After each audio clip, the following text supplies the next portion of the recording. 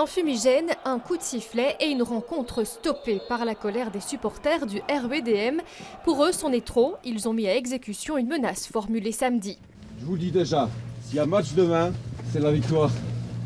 S'il n'y a pas de victoire, le match se terminera pas.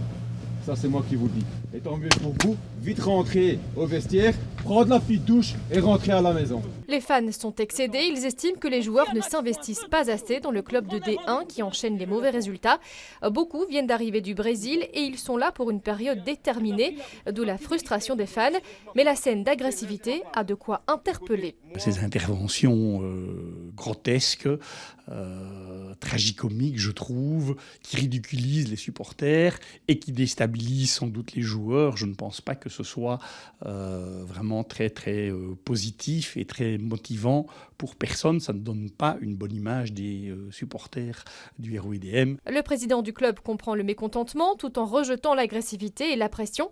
Mais se passer des supporters, c'est se passer d'un soutien essentiel. Il mise sur le dialogue pour retrouver une certaine cohésion. C'est dans ces moments de tension, de crise, de frustration qu'il faut garder le dialogue. C'est pour ça qu'on les a rencontrés longuement avant le match avec le propriétaire du club, John Textor. Et c'est pour ça qu'il faut encore qu'on dialogue. Il faut qu'on trouve des solutions ensemble pour désamorcer ces tensions. Assister à ce genre de débordement est loin d'être neuf dans la planète foot. Ça s'est déjà observé avec d'autres clubs.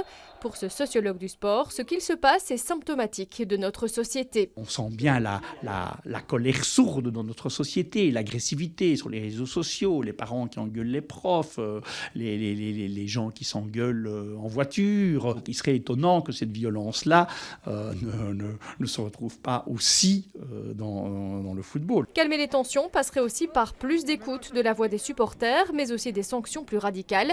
Et la première survient mercredi. La fin du match se jouera à huis clos.